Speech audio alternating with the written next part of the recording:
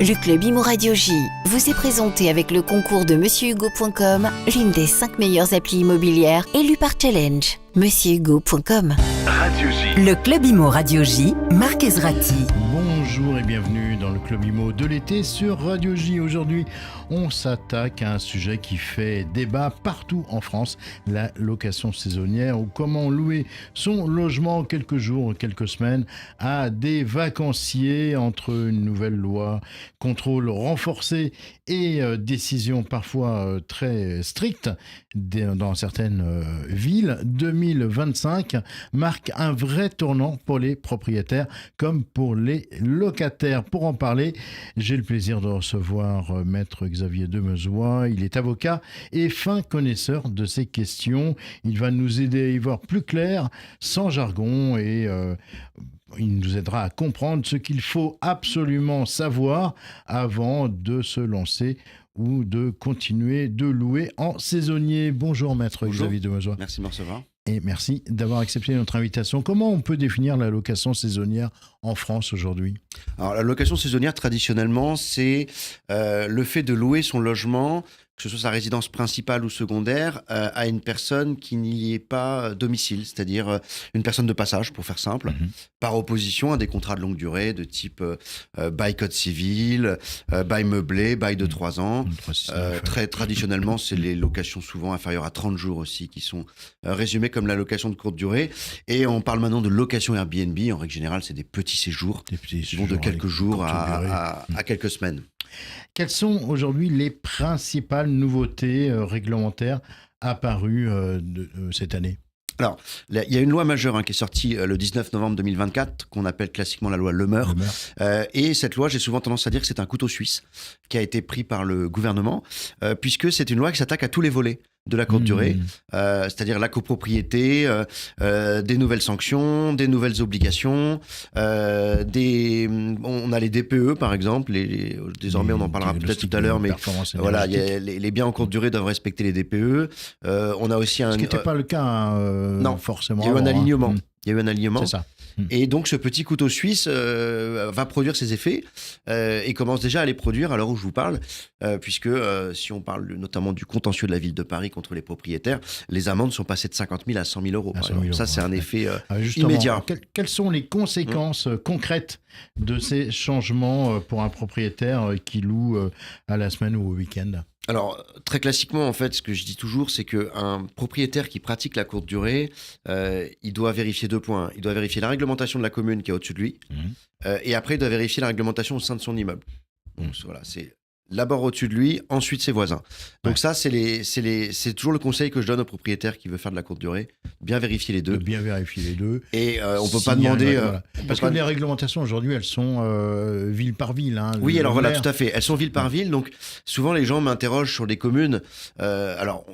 On peut bien sûr interroger Internet pour savoir quel est le cas dans sa commune, mais un conseil que je donne toujours à vos auditeurs, si vous avez un doute sur la location de courte durée, de savoir si elle s'applique ou pas dans votre commune, pensez toujours à appeler l'urbanisme.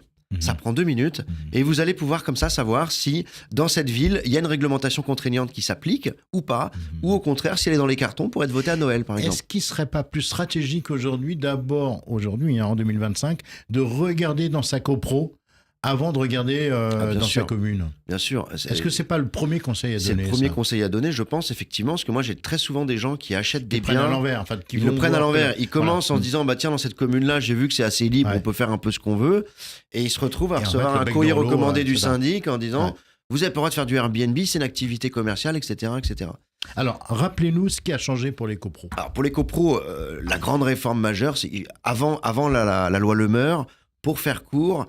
Si une copropriété voulait vous interdire la courte durée, il fallait passer par l'unanimité des voix. C'est ce qu'on appelle la majorité impossible, puisque naturellement, la personne qui fait de la courte durée ne va pas voter contre lui. Et il y a eu une brèche qui a été ouverte avec la loi Lemeur, puisque désormais, l'unanimité s'est terminée. On a une faculté aujourd'hui de pouvoir interdire la courte durée à la majorité des 2 tiers. Alors là, il y a une brèche qui s'ouvre. Et attention par contre, toutefois, tous les règlements de copropriété, toutes les copropriétés ne sont pas éligibles à cette majorité. Ce que je veux dire, c'est qu'il y a encore des copropriétés où l'unanimité reste requise. D'accord. Ça veut dire quoi? Ça veut dire que c'est le choix de la... Non, alors en fait, très concrètement, si votre règlement de copropriété n'interdit pas expressément, par exemple, les activités commerciales dans les étages, D'accord. l'unanimité reste requise. Je vous donne un exemple très concret. Cette semaine, un client m'appelle, il me dit, mince, ils veulent voter à la majorité des 2/3 l'interdiction d'Airbnb. Je regarde le règlement de copro et qu'est-ce que je vois? Dans les appartements, on peut soit pratiquer de l'habitation, soit avoir une activité professionnelle.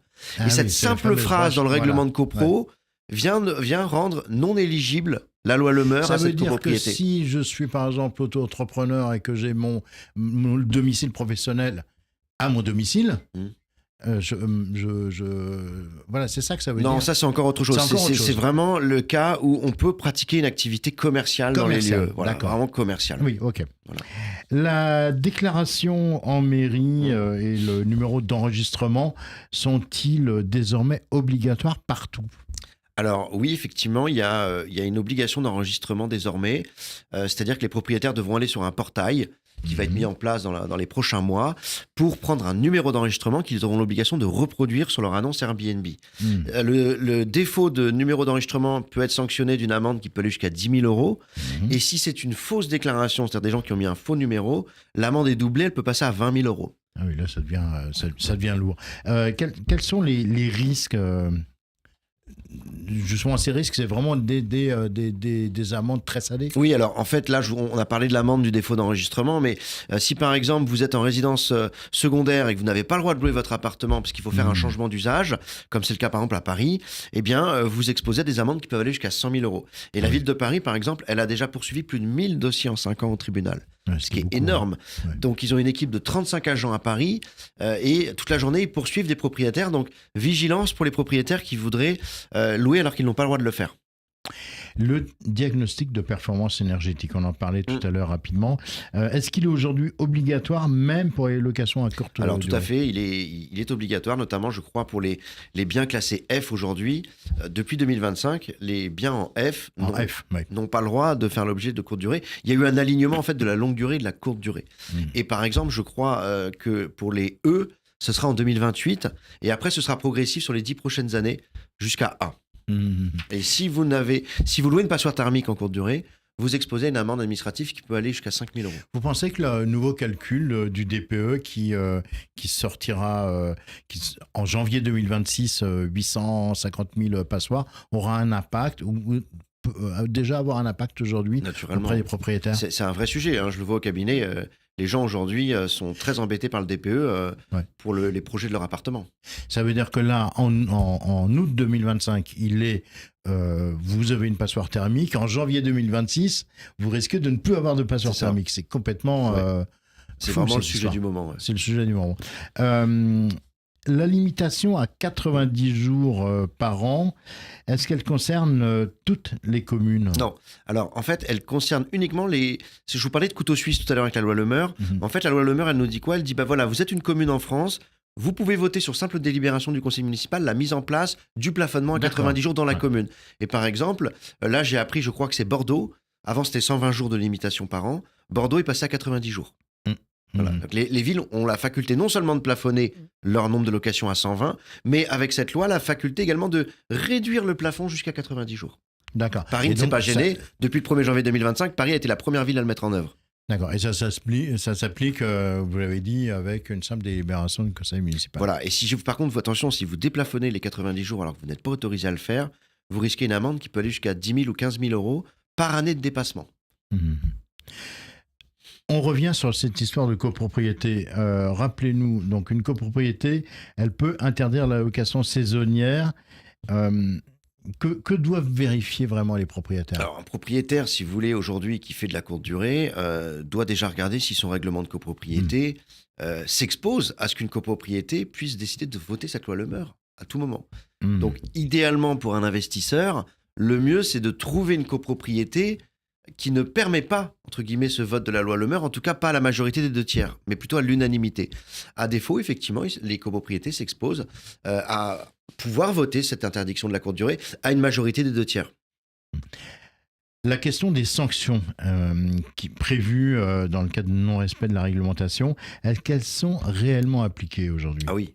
Oui. Alors en fait, ça dépend. Alors, vous m'avez parlé de Paris. Oui, alors qui a l'air d'être très. Paris n'est pas la France, mais voilà. Effectivement, Paris est un symbole puisqu'ils ont des moyens juridiques très importants. Ils en ont fait une ville symbole, pionnière. Mais aujourd'hui, je vois à mon cabinet de plus en plus de grandes villes. Alors c'est des grandes villes. Ça va être Marseille, ça va être Bordeaux, Montpellier, Lille.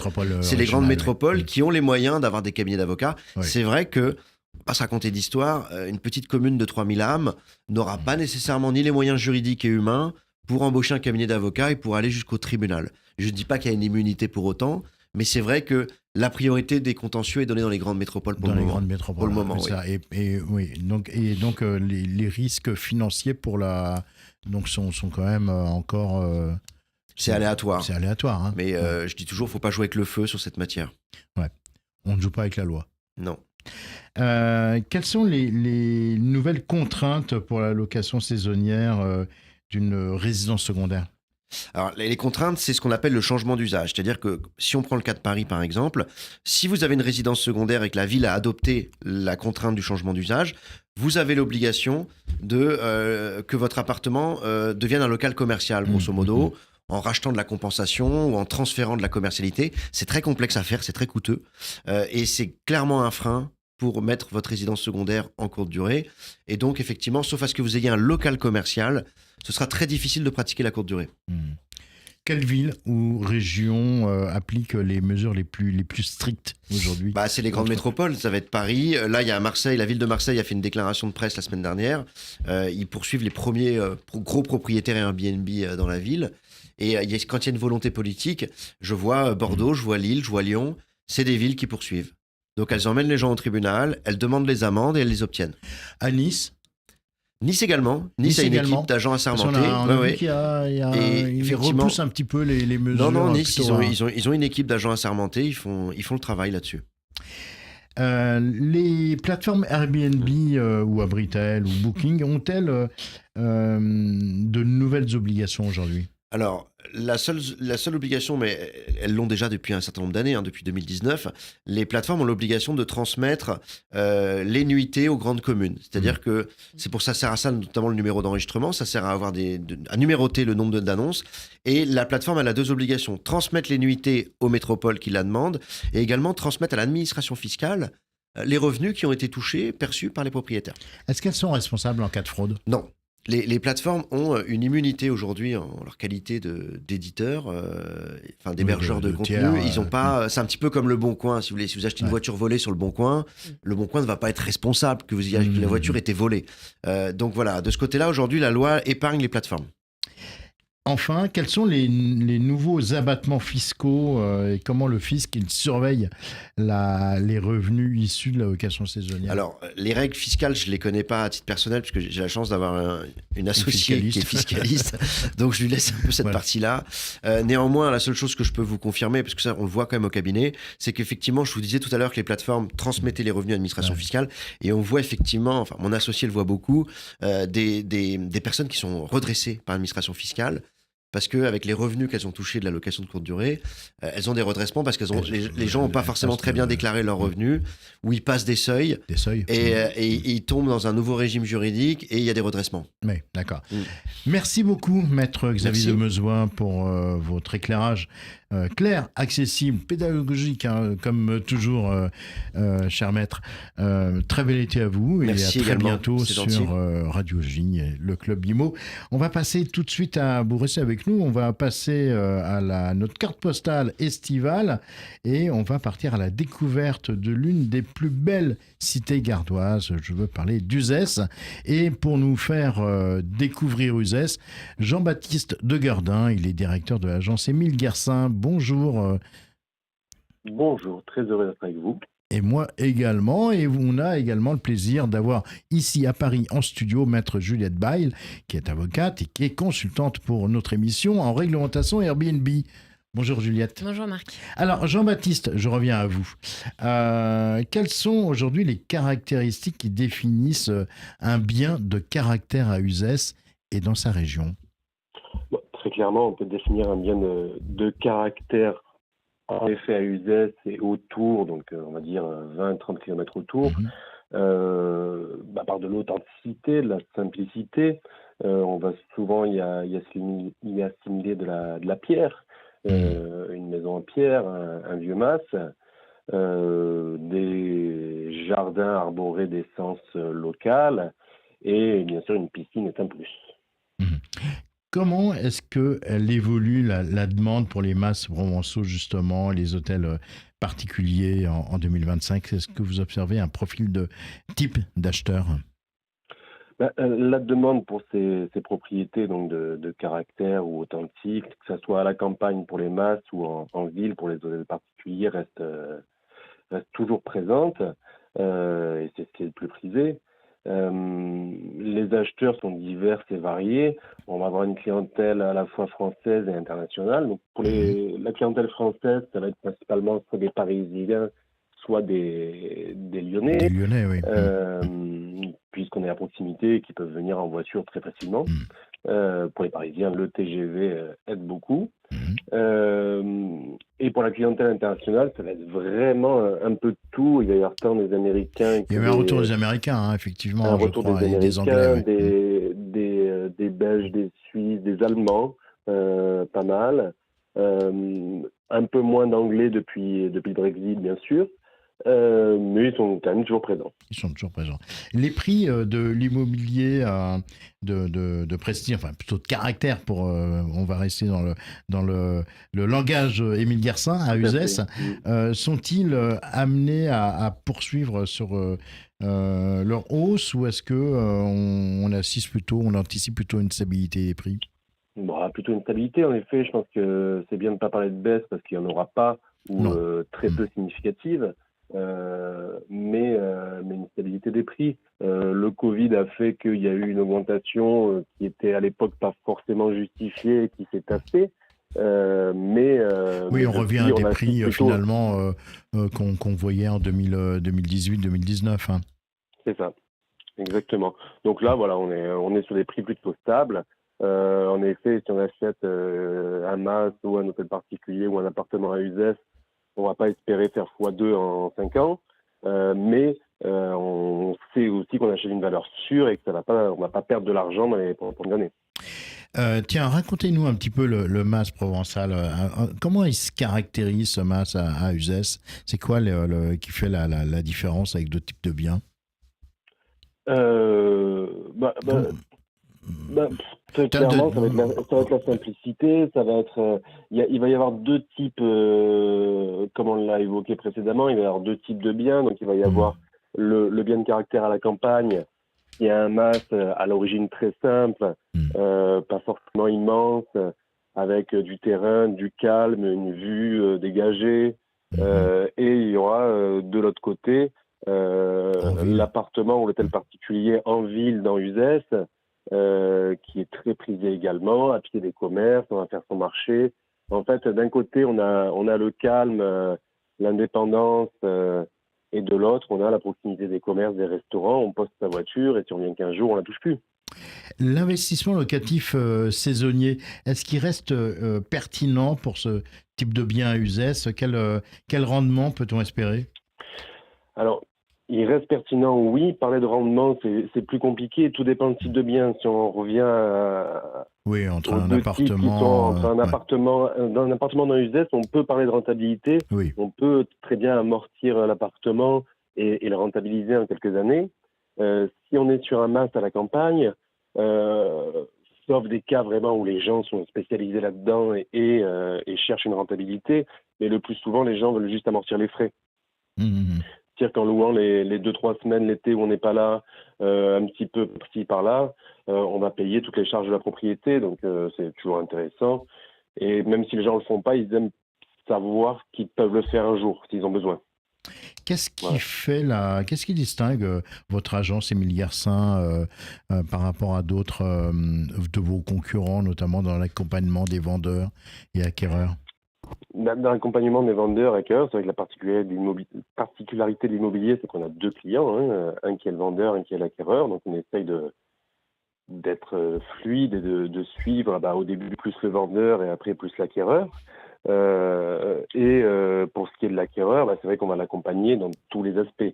C'est-à-dire qu'on va lui recommander des architectes, des ouvriers, l'accompagner s'il y a des travaux à faire, juridiquement également. Et pour ce qui est de toutes les étapes de la transaction, on rédige nous-mêmes les compromis, ce que maintenant assez peu d'agences font. Mais nous, on tient à le faire et ça nous permet d'avoir une réactivité un peu supérieure, puisque les notaires sont facilement débordés, c'est compréhensible. Donc on essaie d'être réactif et toujours de les accompagner jusqu'au bout et même après la vente. Bonjour Juliette Bail, on va s'intéresser avec vous à la réglementation Airbnb locale et d'ailleurs quelles sont les démarches obligatoires à effectuer pour louer un bien en saisonnier à Uzès. Alors, bonjour Marc. À Uzès, on est sur une petite agglomération, une petite commune de moins de 200 000 habitants, donc on n'a pas les mêmes réglementations aussi strictes que dans les grosses agglomérations, comme le disait mon confrère Xavier Demetouin. Va falloir quand même déclarer votre bien, comme toute location saisonnière en mairie, obtenir un numéro d'enregistrement à 13 chiffres et éventuellement, quand la mairie adoptera une délibération, obtenir une autorisation de changement d'usage avec le principe de la compensation. Mais pour le moment, ce n'est pas le cas à Uzès. Il existe des limitations de durée ou des quotas pour la location saisonnière à Uzès, notamment en centre historique? Oui, alors si c'est votre résidence secondaire, il n'y a pas de quota particulier à Uzès. En revanche, si c'est votre résidence principale, il y a le quota des 120 jours par an. On n'est pas encore passé aux 90 jours. Donc vérifiez quand même auprès de la mairie s'il n'y a pas des règles particulières. Quelles sanctions peuvent risquer les propriétaires un peu les mêmes que disait mon confrère Xavier Demetouin. Donc si vous n'avez pas de déclaration mairie de numéro d'enregistrement, ça peut être une sanction qui va jusqu'à 10 000 € d'amende. Si c'est une fausse déclaration, ça peut aller jusqu'à 20 000 €, jusqu'à 100 000 € d'amende si vous louez votre bien sans autorisation de changement d'usage. Et puis si vous louez plus de 120 jours par an votre résidence principale, vous avez également une amende pécuniaire qui peut aller jusqu'à 20 000 €. Le DPE, c'est également obligatoire Oui, le DPE. Alors effectivement, le DPE est obligatoire. Quelle que soit la durée du séjour. Alors, particulièrement lorsque c'est votre résidence principale que vous louez en meublé touristique. Merci beaucoup Juliette et merci à vous Jean-Baptiste Degardin de la maison Émile Garcin à Uzès pour cette immersion à Uzès dans le Gard. Très bel été à vous et à très bientôt dans le Club Imo. Voilà, notre émission le Club Imo de l'été, c'est terminé pour aujourd'hui. On se retrouve très vite pour une nouvelle destination. D'ici là, très belle fin d'été à toutes et à tous. Le Club Imo Radio J vous a été présenté avec le concours de MonsieurHugo.com. Avec MonsieurHugo.com, fini les retards de paiement, fini les litiges, fini les sinistres à gérer. MonsieurHugo.com, l'une des 5 meilleures applis immobilières élues par Challenge. MonsieurHugo.com.